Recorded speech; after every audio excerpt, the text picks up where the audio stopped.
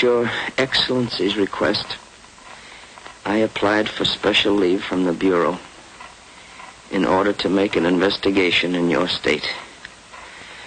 My notes contain all the essential facts. But my injuries make this transcription into a presentable manuscript painfully slow. When finally completed, I will submit the following as a full report on parole conditions which resulted in the release of dangerous criminals who at once returned to their lives of crime.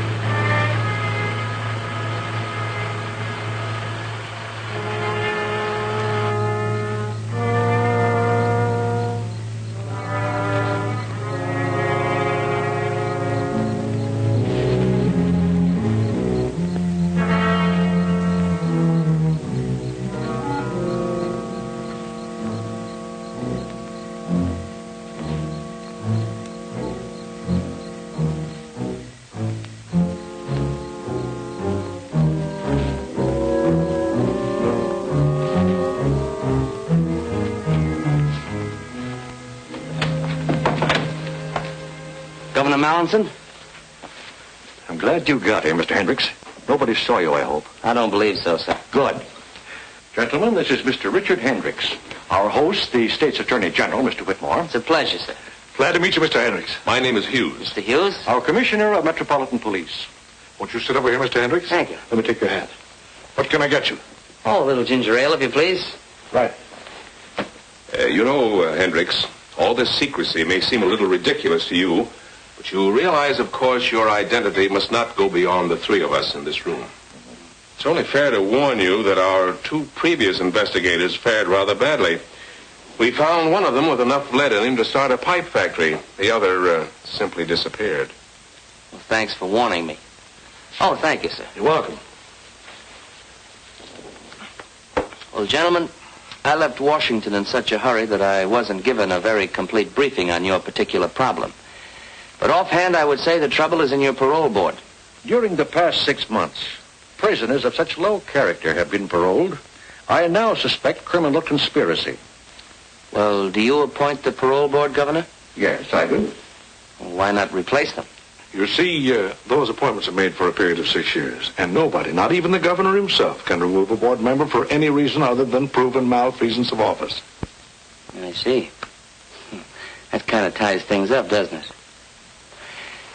Well, gentlemen, I've been figuring how to go about this investigation.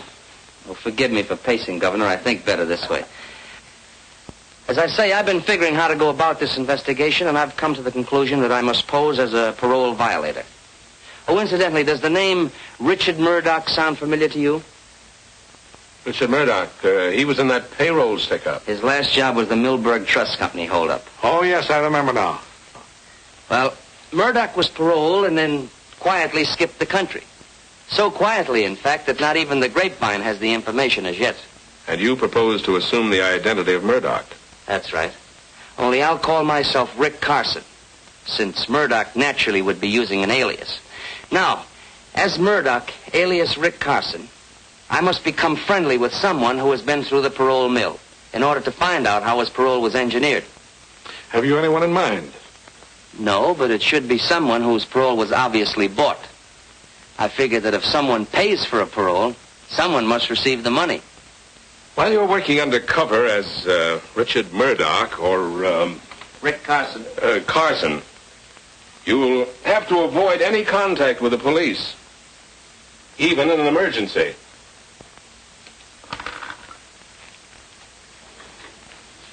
Here's my private telephone number, where you can reach me anytime, day or night. Thank you. Metropolitan 6267. Metropolitan 6267. I'll remember it. Do you have anyone coming up for parole who fits our special requirement? There certainly is. Convict by the name of Harry Palmer. Uh-huh. And when is the next parole board meeting? Let's see. Next Tuesday at the state prison. Next Tuesday at the state prison. Let me see. You're now serving time for attempted murder, Palmer. Do you have anything to say about that? Yeah, it was a phony rap. A lot of things about my trial smelled plenty bad. So does your police record. Do you think you've learned your lesson during your time in prison? I sure have, ma'am. I found out that crime don't pay off. Besides, I realize the things I've done ain't fair to Glenda. She's my wife. If you are paroled, will you conscientiously try to live a clean and decent life? Sure. You can bank on that, Reverend. You think you can earn a living? Honestly, I mean. You bet. I'm promised a job as chauffeur to Miss Dumont. She owns a Pastime Club. It's all my application there. If you give me this one more chance, I promise I'll never step off the straight and narrow again. Why, he isn't sincere. He's merely playing on our sympathies. All right, Palmer, you may return to your duties. You'll be notified by the warden of the action of this board. Thank you.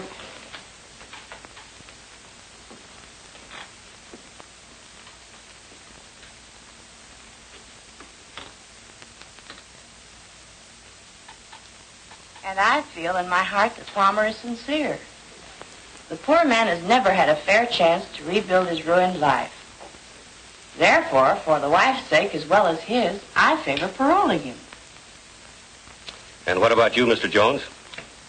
It seems to me that keeping a man behind bars when he can earn a living is a needless waste of taxpayers' money.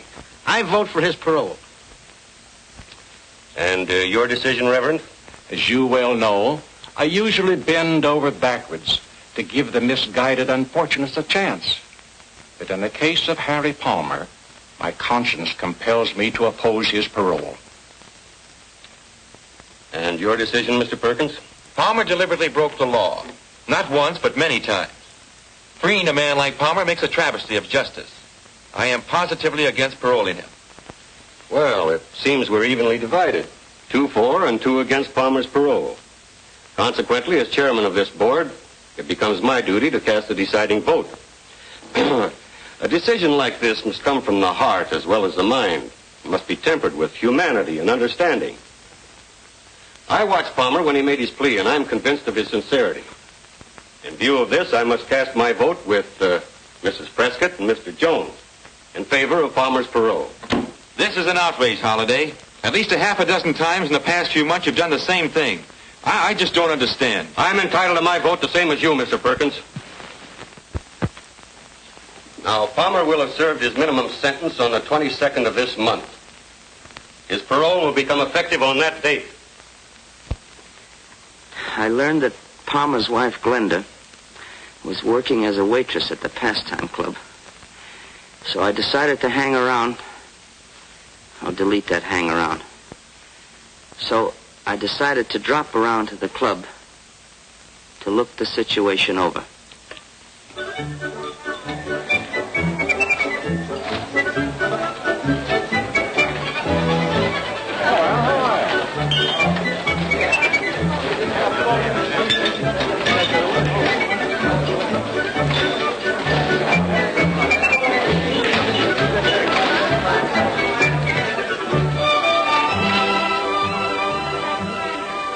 The Pastime Club proved to be a not too popular combination gin mill and cheap cafe. A hangout for a lot of undesirable characters.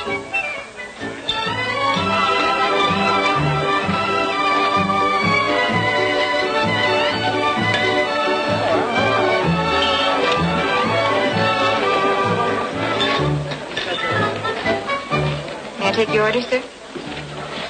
Can't make up my mind.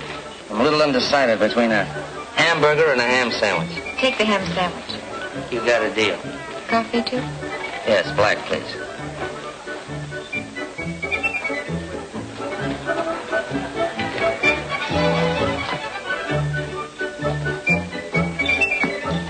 Thank you. It's quite a place you got here. Do you own it? You must be new in town. I only work here. Jojo Dumont owns the place. Oh, well, then Mr. Dumont's got a nice place here. Miss Jojo Dumont. In fact, there she is now.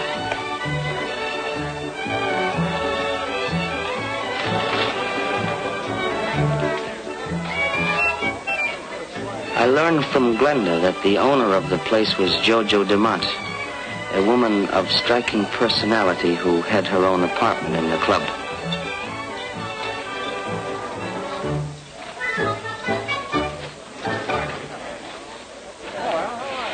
One group of hangers-on seemed to be tied in with Jojo.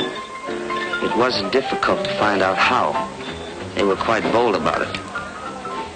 The tie-in was a lucrative sideline which Jojo operated, an illegal punchboard racket.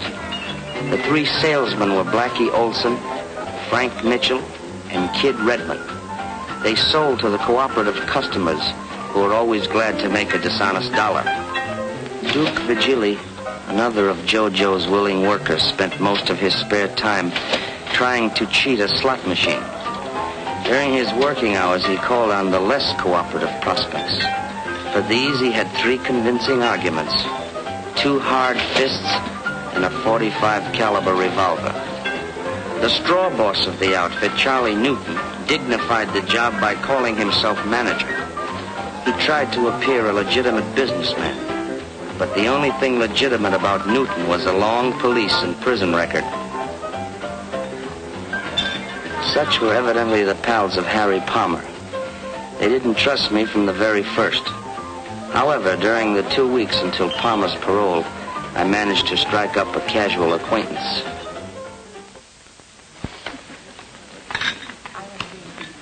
Never mind, cream tea.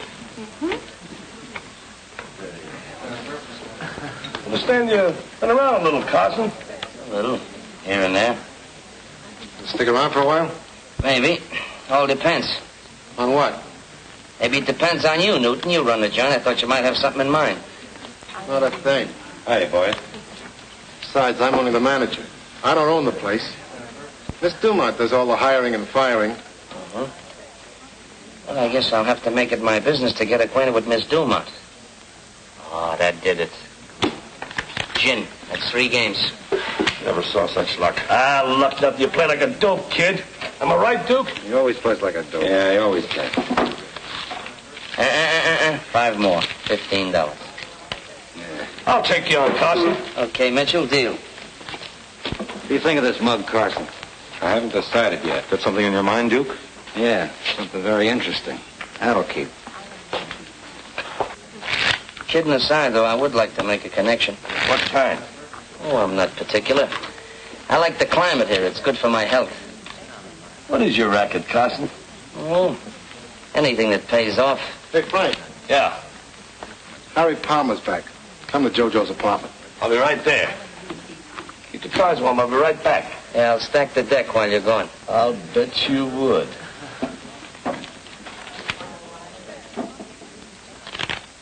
I would have given a lot to know what was going on in Jojo's room.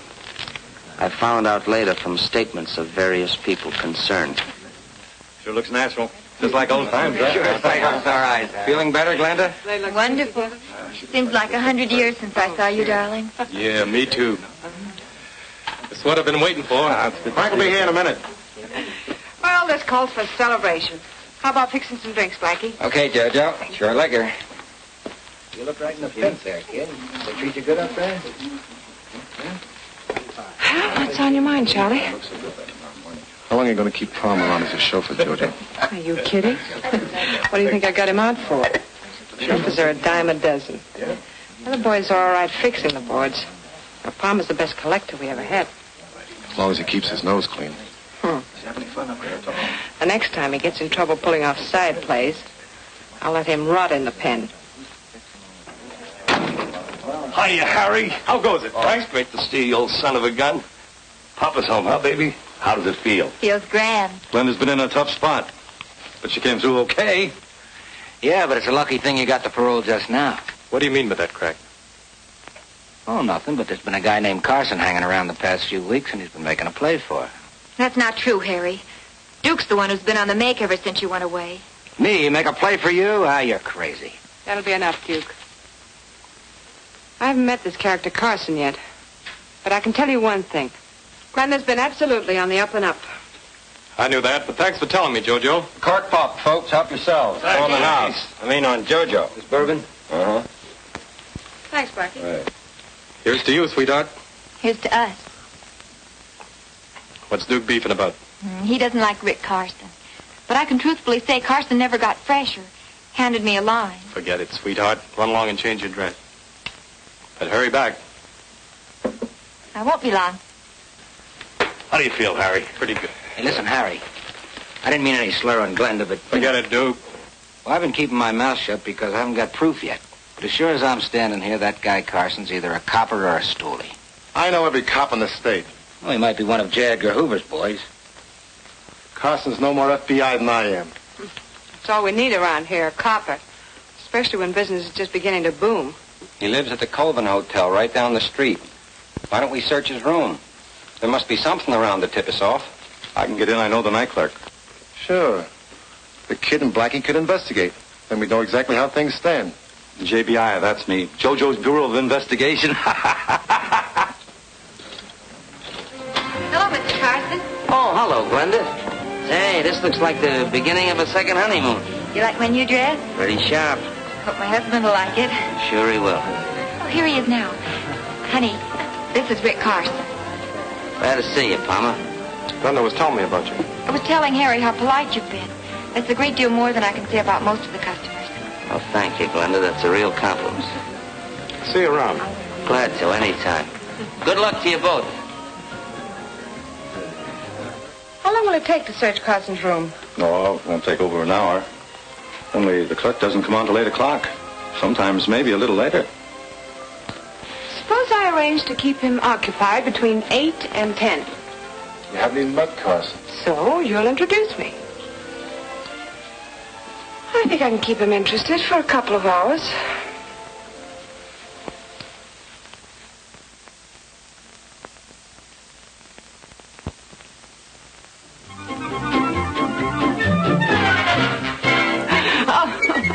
Oh, no more of those fast turns, please.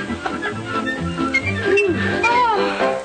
This is station Turn that thing off. WXNO. The time, 20 minutes before 10 o'clock. We continue with... What time is it? I just announced it, 20 minutes to 10. I think I better be going, Jojo, before I wear out my welcome. Oh, no. It's the evening's still young. Besides, I think you're swell. I think you're a wonderful guy. Really. If you think I'm swell, you ought to meet my pal Monty. There's a real guy for you. Oh, I bet he ain't half as nice as you. What's his name? Monty Cooper. Oh, yeah, you said that. It's a nice name, Monty Cooper. Well, go ahead, call him up. Tell him to come on over. Oh, well, I couldn't do that. You see, Monty isn't in town. Oh, that's a shame. When's he coming back? Well, now, that all depends. Confidentially, Jojo, Monty's in prison. That's a shame. Poor Monty, locked up in the pen. Yeah. Well, forget I said anything. I talk too much. Oh, you can trust Jojo, honey. Yes, sir. Oh, fix another drink. I'll be right back. Yeah. Hello? Oh, hello, Mary. Oh, I'm so glad to hear from you. How you been getting along? Now listen, Jojo. We got the lowdown on that bird Carson, and we're on our way back. You better get rid of him. Oh, well, that's fine. I'll do that. Yeah, goodbye, Mary.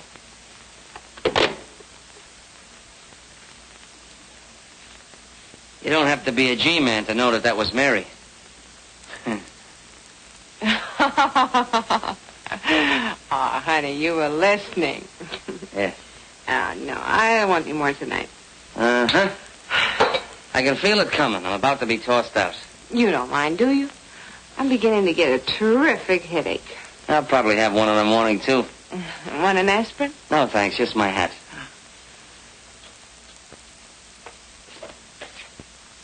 Thank you. Oh, good night, Jojo. It was a swell evening. I enjoyed it.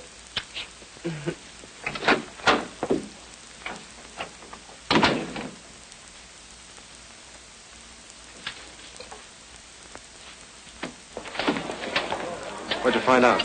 Something very interesting. We got the dope on them all right. Oh, good.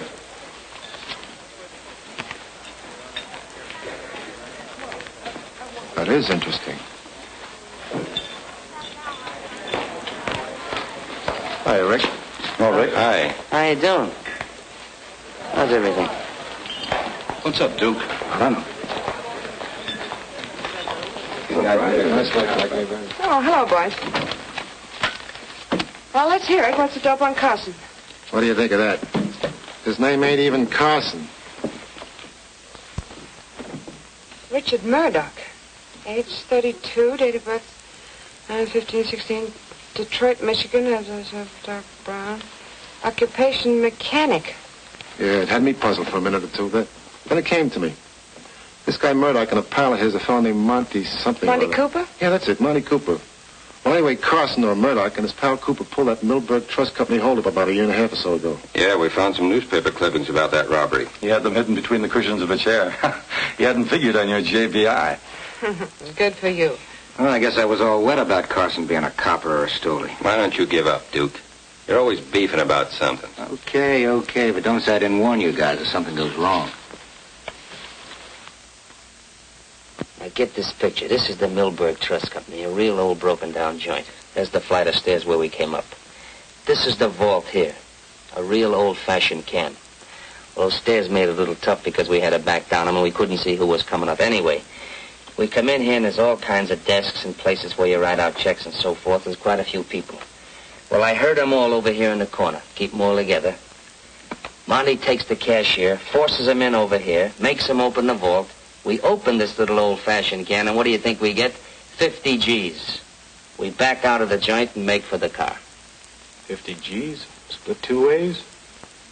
Not bad. Mm-hmm. You see, Monty and I don't go in for big mobs. Hey, maybe you saw Monty up there. He was doing a heavy stretch. Yeah, I saw him almost every day. Talked to him a couple of times. But he didn't get overly friendly with anyone. Yeah, that's Monty, all right. Well, Harry, I'll tell you. I got another big job on tap. But I gotta get Monty out of prison before I can pull it off. That's tough to do unless you know the ropes. Besides, it takes $2,000. How do you know? I just know. Harry, I figure naturally you just getting out, you could kind of tell me how your parole was engineered. Now, I'm willing to cut you in for a third, and I'll pay all expenses.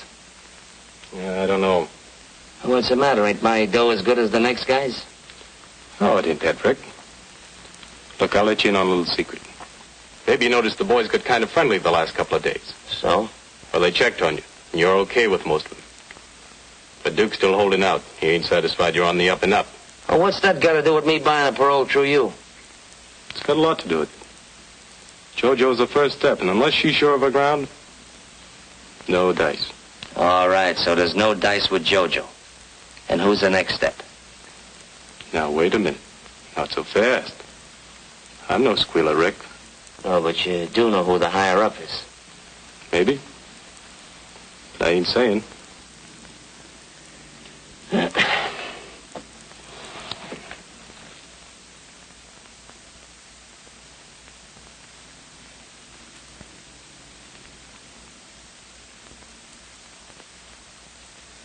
Harry, let me ask you another question. Who put up the money for your parole? Why, Jojo put it up. 'Cause the deal is I'm to pay her back. Oh, so she didn't put it up. She just advanced it to you. Yeah, that's right, but... Well, why cut in Jojo when you can easily go around her and pick up a couple of G's for yourself? All right, later on, if you want to cut her in, that's your business. You might have something there, Rick. At least it's worth it. Glenda's home. Don't say anything to Glenda. Hello, darling. Hi, baby. Why ever tired? We had such a busy day at the club. Oh, Rick, you're not leaving. Yeah, I think I better be going. Why don't you stay for dinner? Won't be very fancy, but you're welcome. Yeah, why not, Rick? Maybe some other time. You run along and get some dinner started, Donnie. I'll come in and help you in a minute, huh? Okay. Sorry you won't stay, Rick.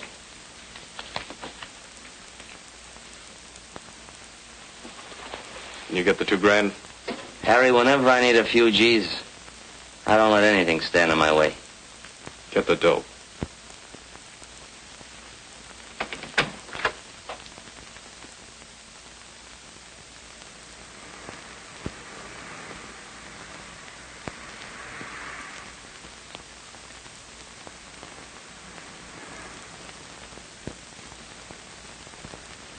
I called the commissioner and told him I was all set to buy a parole for a pal of mine named Monty Cooper, but I had to have $2,000. He agreed. But as the boys were somewhat suspicious of me, and in order to gain their confidence, it ought to look like I had pulled a stick-up. Go ahead, read it. Philanthropist. Well, anyway, robbed. Bandit ignores jewels. Gets $2,000 cash. Neil Ingersoll, civic leader, was held up last night and relieved of $2,000 cash by a bandit who claimed he was not interested in jewels. Ingersoll, returning home at a late hour from an auction of antiques. What's a diff? Which he had been attending, stepped out of his car outside his garage to find himself looking into the muzzle of a gun. That must have been Carson. What makes you think so? I don't think I know. The word passed through the grapevine that I'd pull that job.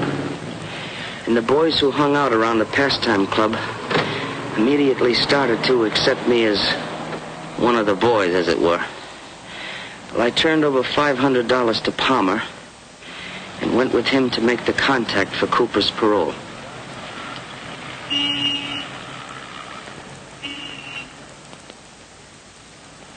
When we reached the lobby of an office building, Palmer told me I couldn't go upstairs with him. This was disappointing. But I heard him tell the elevator operator to take him to the 5th floor.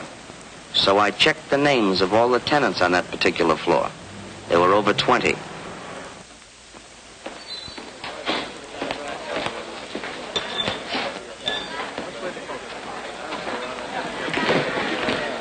Miss Dumont in her quarters. Yeah. The jerk. Hello, Bonnie. Hello, Jojo. What's on your mind, darling? You seemed as cross as a bear when you phoned to say you were coming over. Somebody's talking too much around here. You mean me? I don't know whether it's you or Newton, but one of you is, and I don't like it. As a matter of fact, I won't stand for it. You've no reason to talk to me like this. I'm sorry, my dear. I don't mean to be discourteous, but I'm worried. For you as well as for myself. Just a little while ago, one of Newton's boys came over to my office and demanded that I get a parole for a fellow named Monty Cooper. Monty Cooper? That's the name he gave me, Monty Cooper. But Carson or Murdock, whatever his name is, he knows nothing about our parole arrangements. Who said anything about Carson or Murdock? The fellow who came to see me was Harry Palmer. He's double-crossing you, Jojo. I can't believe it. You can't, huh? Well, less than an hour ago, he laid $500 on my desk and gave me a long spiel about knowing that I was your lawyer and that you came to see me anytime you wanted to get anybody out of the pen. Naturally, I told him that he got his numbers crossed and I knew absolutely nothing about buying a parole. Thank you. Did that shut him up? For the moment. But he left the money and suggested that I think it over. Well, anyway, here it is. Buy yourself that bracelet you've been talking so much about. Thanks. I don't know what to say, darling. I haven't mentioned our connections to a soul. Of course, the boys know that you do handle my legitimate legal matters, but... The important point is how Palmer or any one of them know about my connection with the parole board. It's dynamite. If one of them should talk out of term, there's no telling what might happen. You need to tell me. I'll talk to Charley Newton about it. He'll throw a scare into Palmer. He won't forget.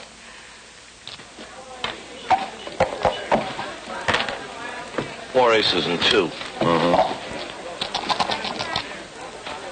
Harry Palmer just pulled a double cross on Jojo. Yeah? What'd he do? That's my business. Jojo says she doesn't want any rough stuff. But I'm running the boys, not Jojo. Yeah, but Jojo just got Harry out. So what? You're just as good a collector as Harry ever was. Huh. I should say I am. You name it. We'll do it. Okay.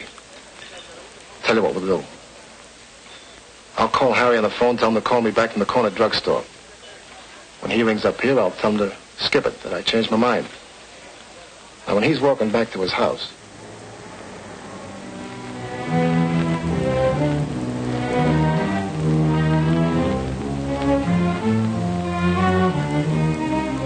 Hiya, Harry. Hi, Blackie. What's cooking? You'll find out.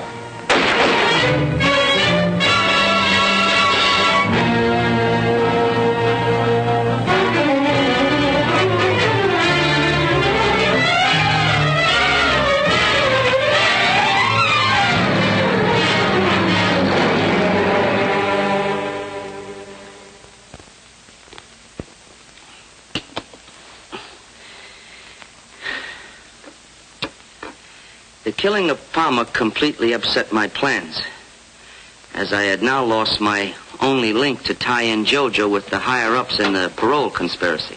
Well, how's the leg today? Oh, much better, thank you. Look. Take it easy. Okay. I'm a coffee lover. Oh, I see. Well, I'll come back for that later. All right, fine. Hunting around for...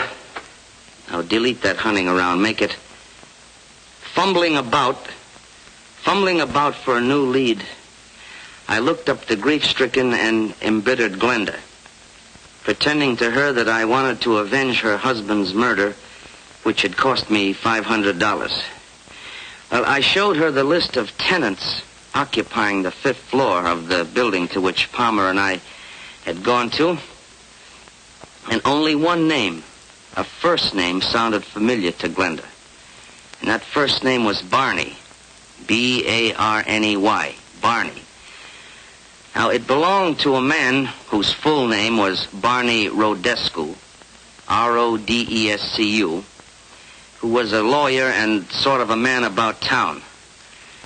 Well, I decided to find out if he was the contact between the crook on the parole board and Jojo Dumont. You know, in a way, Palmer getting bumped off like that kind of put me in a spot. How come?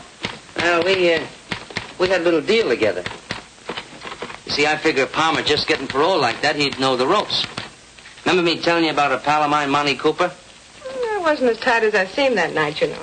Yeah, I didn't think you were. You say Palmer was trying to help you get a parole for Cooper? Well, I didn't exactly say that, but that's the general idea. Go ahead, I can listen while I'm typing. Of course, you know I had to pull a little job to get the money for Monty's parole? You mean the Ingersoll robbery? I don't know anybody named Ingersoll. No, but the point is, Jojo, I'd like to get Monty out of the prison as fast as I can. You know, you should have come to me in the first place, Rick. You? Mm-hmm. I'm serious. I like to help my friends. Besides, I have a lot of influence in the right places. Mm-hmm. Of course, we'll need cash. Yeah, I know. $2,000. Palmer told me. Did you give Palmer any money? Yeah. Yeah, I gave him $500. And for you, here's another 1,000. Thanks. I like to have a receipt. Oh, sure.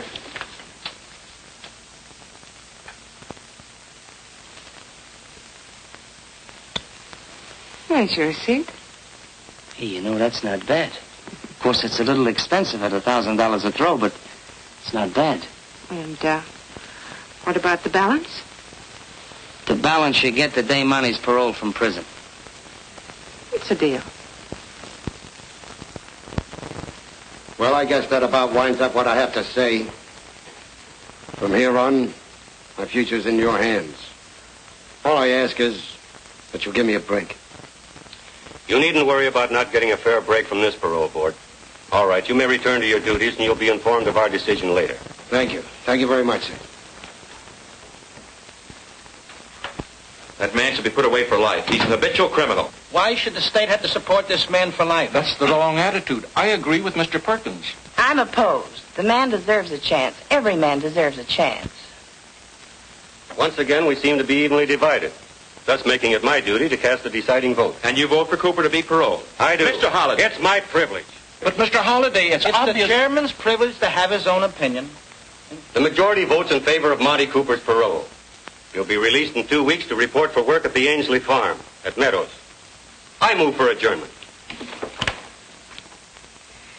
Because I couldn't understand why anyone would give a job to a multiple loser like Monty Cooper, I decided to check the county assessor's records to find out what I could about Vern Ainsley. From the beginning, I had suspected Rolfe Holiday of accepting the bribe to put through the parole.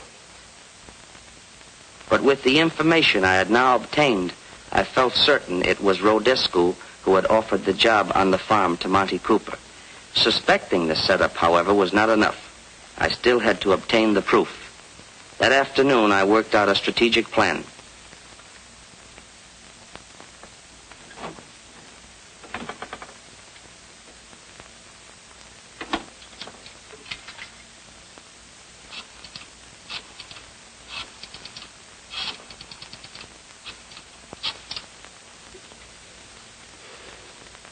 Hello.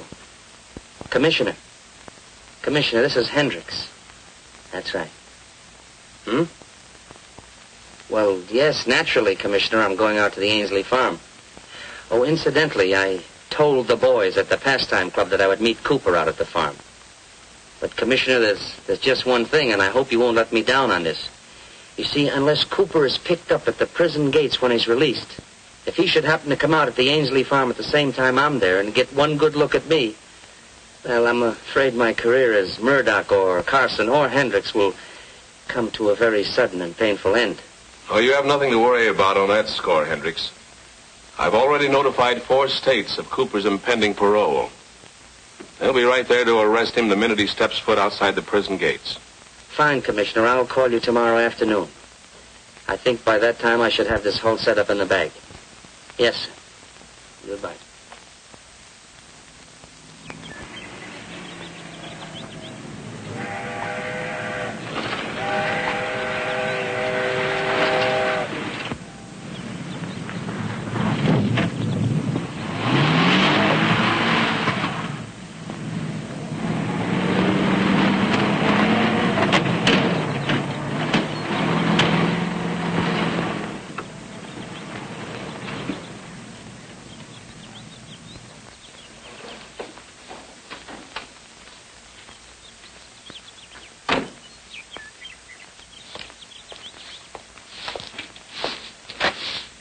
Ainsley? Hey! You Ainsley? What do you want? Looking for Monty Cooper. Who? Monty Cooper. He's supposed to be working here. Well, he ain't. Nobody here by the name of Cooper. Now, look, Ainsley, I happen to know that Monty Cooper was paroled to work on this farm. Who told you that? Well, after all, I'm a pal of his. My name is Carson. Rick Carson? Well, I'm pleased to meet you, Carson. I'm glad to meet a real pal of Monty's, too. You know, confidentially, I put up the dough to spring him. Yeah? Well, I guess you'll be right glad to see each other again. Yeah. Only thing is, I don't expect Cooper much before tomorrow. You see, there ain't no other bus coming this way before midnight tonight. You don't know Monty very well, do you? If there ain't no bus, he'll take a taxi. And when he gets here, he'll ask me to pay for it. Well, you're welcome to hang around if you want to. I guess the boss won't care. Well, I thought you owned this place. Oh, I sold out a couple of years ago to a fellow named Rodescu, a young lawyer from town. Uh-huh. Well, tell me, does this Rodescu, does he come here very often? Mostly weekends. Him and a lady friend. They do a lot of riding. By the way, I'm expecting them this afternoon sometime. You make yourself to home. I got to get the horses ready. Up to you, Carson. Yeah. I hadn't figured on Rodescu visiting the farm. I realized his presence might have set my plan, but I had to take the gamble. So I waited until Ainsley had disappeared. I had brought along an instrument which the commissioner of police had provided, and taking advantage of Ainsley's absence, I decided to make use of it.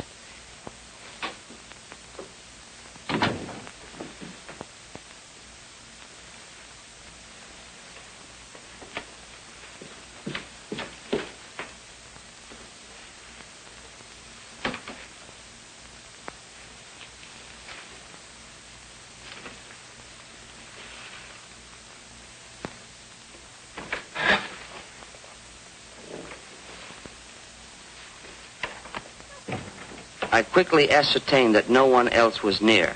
I fixed in my mind the details of the room and then found a suitable place in which to conceal the precious instrument.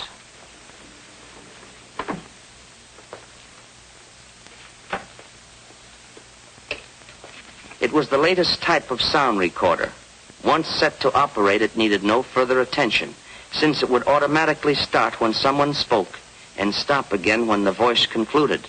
It could pick up voice frequencies within a radius of 50 feet and could record continuously for 4 hours.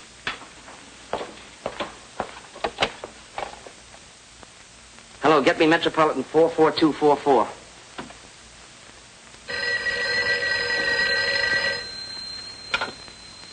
Hello? Hello, Glenda. Glenda, this is Rick Carson. Oh, yes, Rick. I think I know who's responsible for what happened to your husband. You do? Who is it, Rick? Don't ask any questions now because I've got to act fast.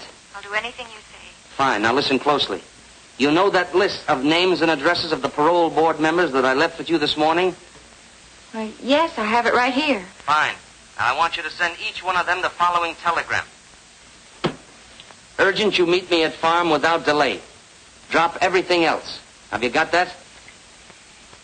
Yes, Sign each one of those messages Barney. Barney. But I don't get it, Rick. What good are the telegrams? Well, just a minute, Glenda.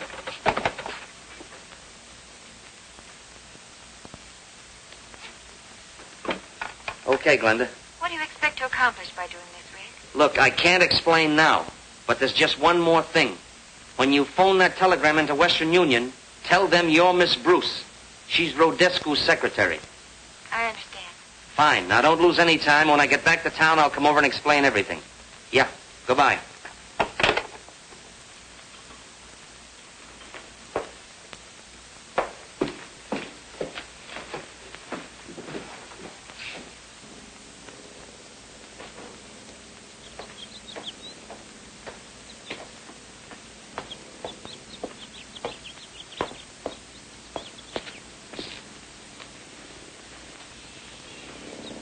Oh, Hank. How about a glass of beer? Oh, no, thanks. Not right now. It's up to you. Thanks. I think I'll kill a little time and drive around the country. I'll stop back later and see if Monty got here yet. Suit yourself. Yeah, okay. See you later. Yeah.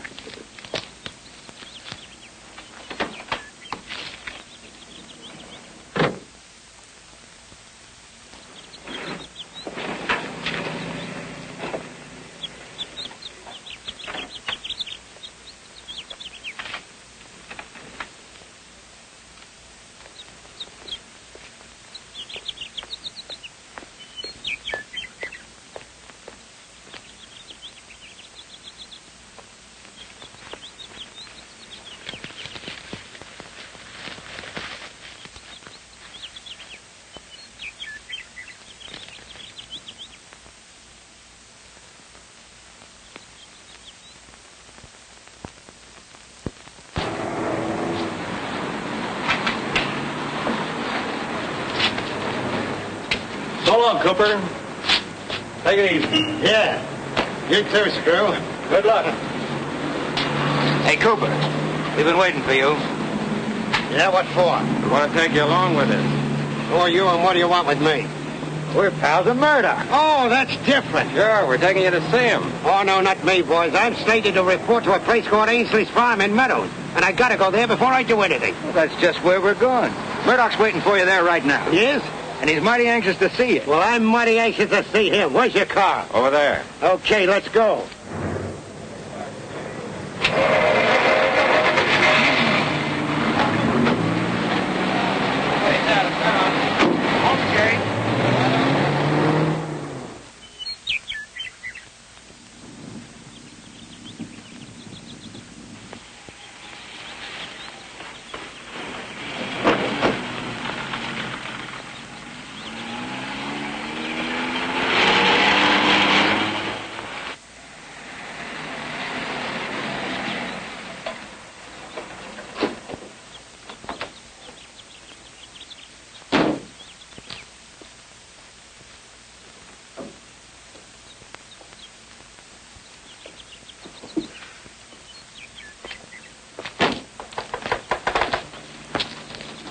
get such a kick out of this place.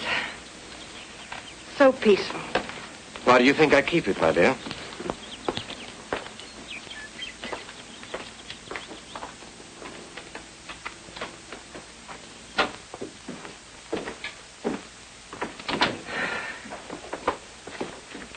Oh, Frank, put Miss Dumont's luggage in her room and leave mine in here. Right.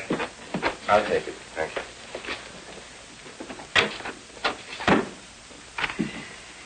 Darling, it's so good to be with you. Everything's okay.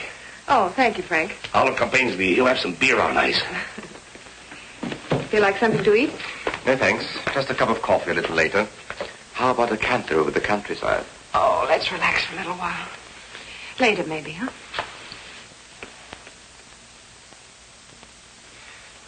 Do you think the fellows could push enough punch boards to raise, say, an extra $20,000 in the next few weeks? They might, by putting a little extra pressure on their customers. Then I think they should.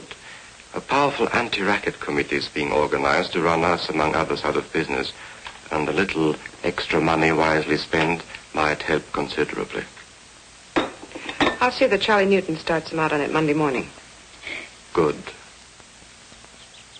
In asking Glenda to send those telegrams to every member of the parole board, I assumed that only the one member who was mixed up in the parole conspiracy would know what was meant by the farm and the signature Barney. Well, just at dusk, I had the keen satisfaction of knowing that my plan had worked. I had sent those telegrams in the hope of tricking Rolfe Holiday into exposing himself. Holiday was driving that coupe. But instead of trapping one member of the parole board, I had caught two. But Titus Jones arrived in the car with my primary suspect.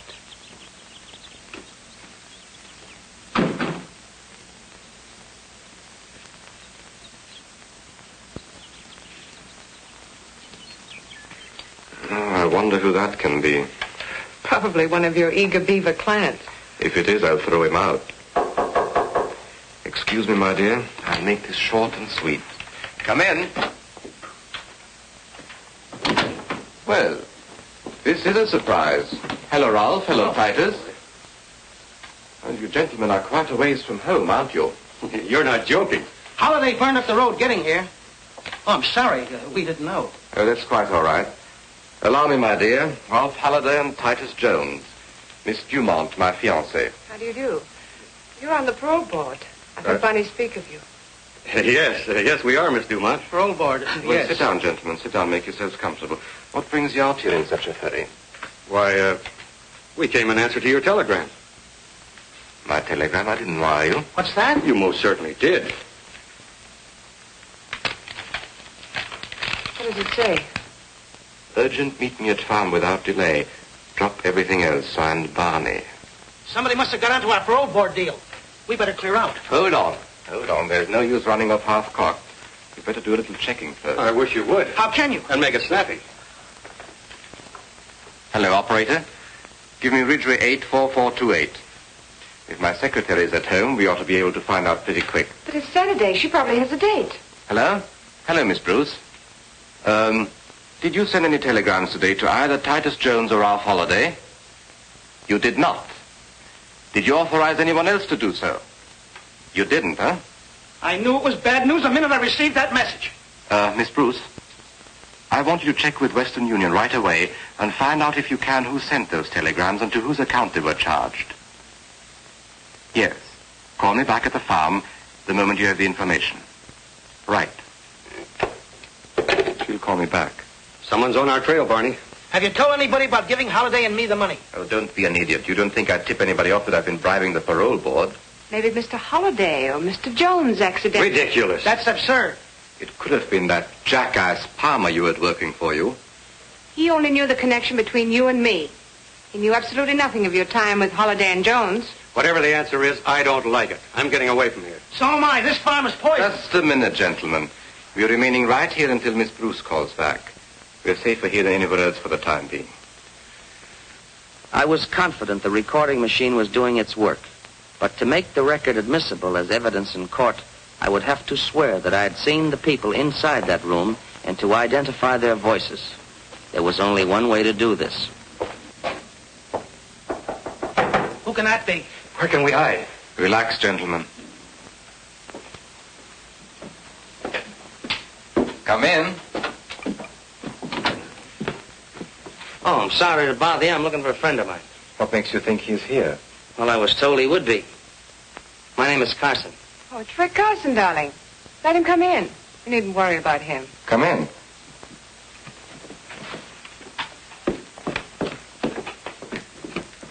Hi, Miss Dumont. Hello, Rick. So you're Rick Carson, or Richard Murdock, hmm? That's right. But I don't think I've had the pleasure. Who's the friend for whom you're looking? Name is Monty Cooper. I was told he was to be paroled today to work on this farm. This is Mr. Barney Rodescu. Mr. Rodescu? Pleasure, sir. Mr. Holiday? Mr. Holiday? Hello. Mr. Jones. Mr. Jones. How do you do? Tell me, Carson, how did you get here? I didn't hear you drive up. Oh, but I didn't drive up. I parked my car down the road. Why? Well, I don't like lengthy explanations, but... You can speak freely, Rick. Well, you see, folks, I'm not exactly on speaking terms with the law, and when I saw a couple of cars parked outside, especially with my friend Monty being wanted in other states, I figured... Okay. I guess you're all right, Carson. There's some coffee over there if you want any. Help yourself. Thank you.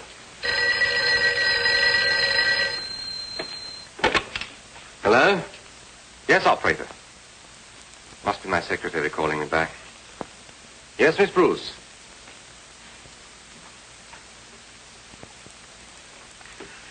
Now, wait a minute. Wait a minute. Let me get that.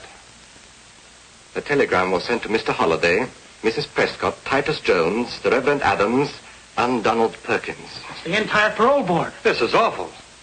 Isn't good. And just a minute. Telegrams were charged to my account and purportedly telephoned in by Miss Bruce. But when she checked and raised Cain with Western Union, they traced a call back to... What was that number again?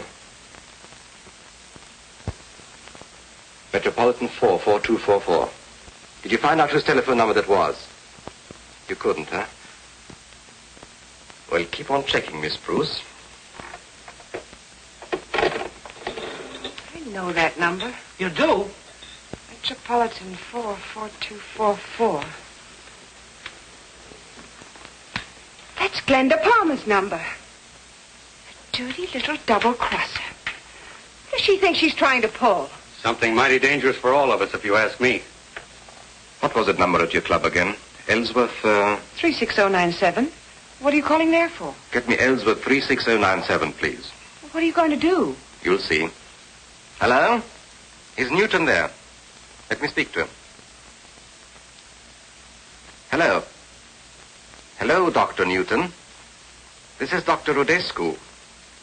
I want you to call on Glenda Palmer. Please, Barney, let's not get in deeper than we are. I want you to give her the same treatment that you gave her husband. Yes, it is a matter of life and death. Thank you, Dr. Newton. Killing Glenda isn't going to help. I'll get rid of her or anybody else who double-crosses me. Yes, that's right. Those states were notified in plenty of time to pick up Cooper on his release from prison. Yet the extradition papers arrived too late to arrest him. Any report on Cooper yet, Captain? Hold it a minute. He was picked up by 3 men who took him away in a car. After that, there's no report.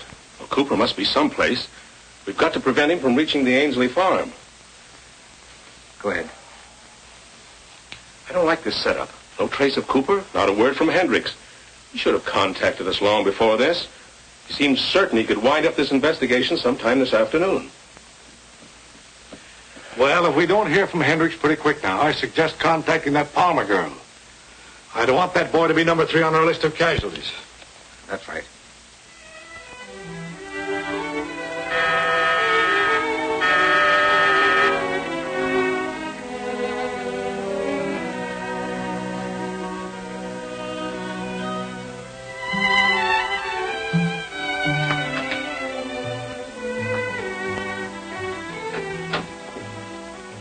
Hello, Glenda.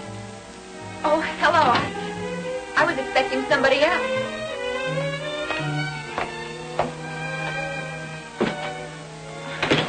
I'm surprised, Mr. Newton. You've never called on me before.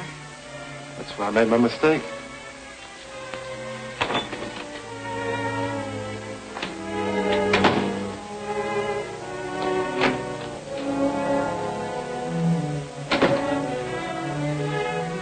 sorry I can't invite you to stay. I was expecting someone. He should have been here before now. Well, it's a shame he's late. Now when he gets here, he won't find you at home. What do you mean? We're going out, Glenda. With me. No, I couldn't. Well, after all I told you, I'm expecting someone. Get your coat. Please go. Get your coat. Shut your trap.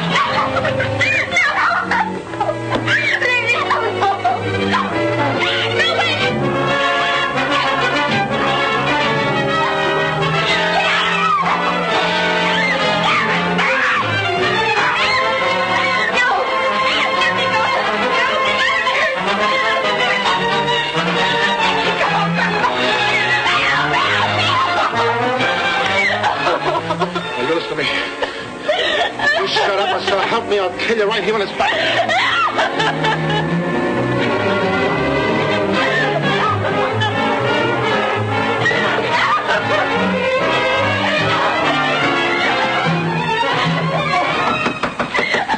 Mrs. Palmer, what's the matter in there?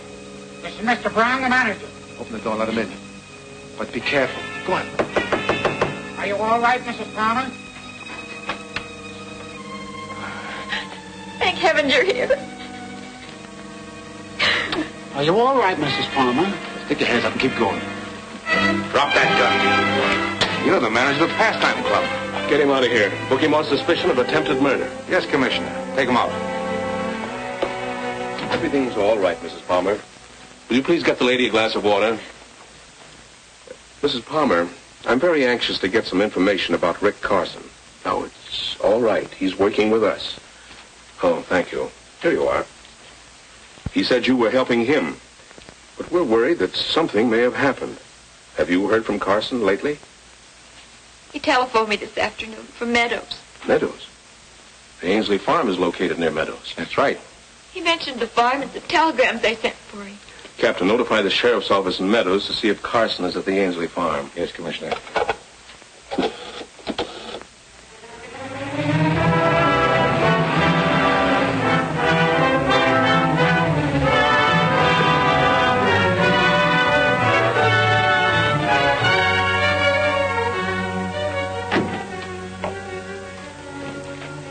Jojo's here. I wonder who that other car belongs to. Never saw it before. We'll say hello and show him you're okay, Cooper. Then we'll take a run into town. Fair enough. Well, Dr. Newton ought to have finished his treatment of Glenda Palmer by now. Oh, quite a joint you got here. Well, we picked up Cooper, and here he is. Hiya, gang. Well, where's that old son of a gun Murdock or Carson, whatever he calls himself now? What's the matter, Monty? Don't you recognize your old pal? You know, I didn't at first, but I sure do now. You're the guy who shut it out with me and a pal up in Wisconsin. It was you who put a slug through it. You're a federal agent. What did I say? That's right, I am a federal agent. And there's one thing they teach us, and that's how to use a gun. And the first one that makes a move gets it. Oh. I warned you, Mitchell. Anybody else? You see, the reason Cooper knew I was a federal man is because I once put him in prison. The very same prison that you very loyal citizens got him out of today. Looks like I'm going to have to put him back in again. But this time I'm going to give him a lot of company. I'm going to put you all in with him. But right now, ladies and gentlemen, I'm afraid I have to leave you. But I'll make you a promise. I'll be back again. Nice work, Ainsley, just in time. I heard you shot. I figured something was wrong. Kill that pal of mine. Stop the body. Stop it. Put him in the chair. He'll be more comfortable here. Hey, Carson, here's some water for you. Now speak. All right, Carson. Who put you on our trail? Well, I suppose we'll have to teach him how to speak. That's lesson number 1. He's stubborn. He'll need more than that. Ready to talk yet? Hit him again. We'll make him talk. Oh, why don't you shoot him and get it over with? Just a minute. We'll try once more. If he doesn't talk this time, he'll You get a one-way ticket to the bottom of the river. All right, Carson. This is your last chance. Tell us just how much you know. You better talk fast and to the point. Sounds like police sirens. It is the police. What can we do? Don't let them find him here. Duke, Blackie, Kid. Take Cooper and Carson to the storeroom. Use the back way. Holiday and Jones, you better go along. Come on, boys. Through here. Hurry up. Make it snap. Now, you and I will be taking care of Frank, Jojo. All right. And remember, he was hurt in a hunting accident. Oh, shut up.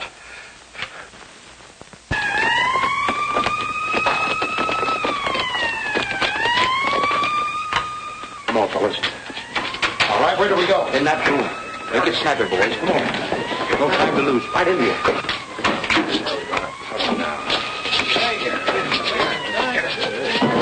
It's getting louder. They're coming in, all right. Quiet now. Lock it, boys.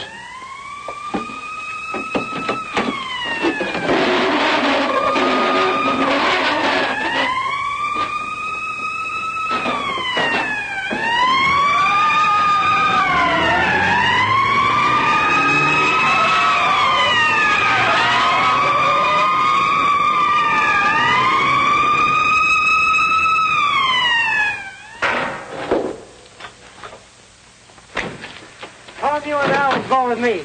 The rest of you look those cars over and see if you can find anything out here. Come on.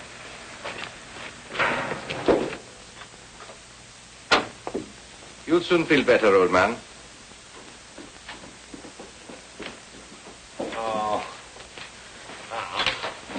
What's the trouble here? My guest was hurt in a hunting accident. We called a doctor. Oh. Well, we're looking for a man named Carson. Carson? I don't know him. There was someone here earlier today, before you came home, dear. His name was Carson. He said he was looking for a friend. Was his friend named Monty Cooper? That name doesn't mean anything to me either. He was just paroled from prison. He's supposed to report here for work. We haven't seen him. If you have no objections, we'll look through the house. Help yourself. Thank you. Let's look at him, then.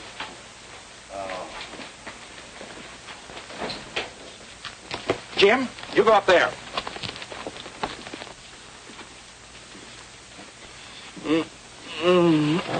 Shut up, dude. One peep and I'll bust your mouth wide open. Gag it, Blackie. Thanks for your cooperation. I hope the doctor gets here soon. Good night. Good night.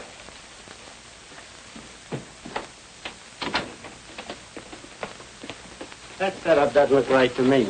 Yeah, Monty Cooper's supposed to go to work out here, and nobody seems to know anything about him. Kind of funny, ain't it? Yeah. Keep him in there. We'll go around and see what the rest of the boys are doing.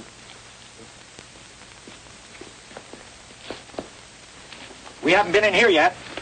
Open it up, mister.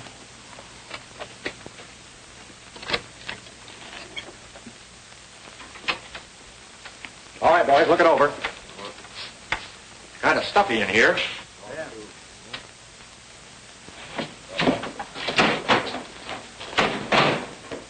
Find anything? No sign of Cooper or Carson so far. I'll make a thorough search.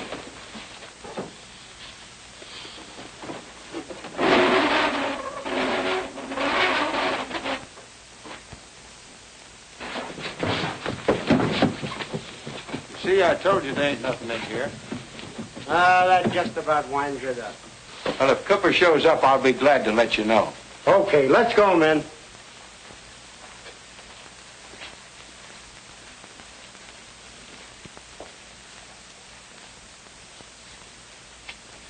Boy, was I sweating. That was a close one. I thought sure they had us. Hey, Duke, how long do you think we'll Hey, here we are. Hey. What's that? Hey!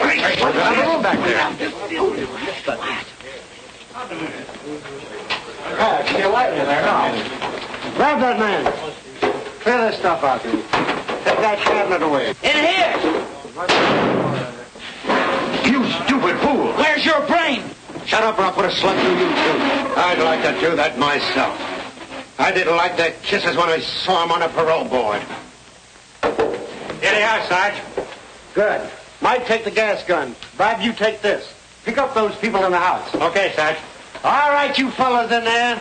Come out with your hands up. You want us cover, you'll have to come in and get us. Now listen to me.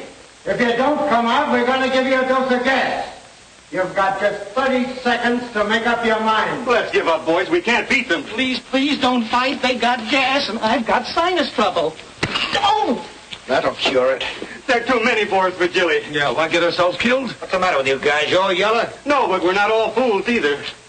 Come out one at a time with your hands up. I'll count to 5. If you aren't out by then, we'll open up on you. 1, 2, 3, 4. All right, you get going.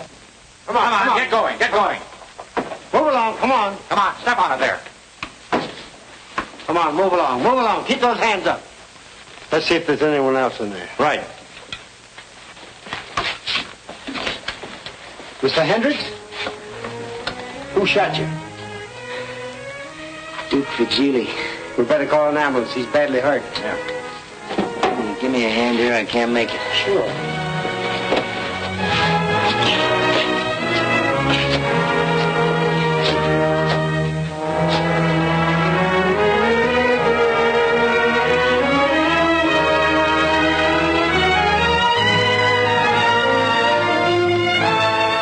Just a minute.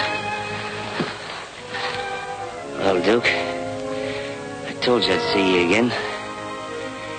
And the next time I see you, you're gonna be a very old man.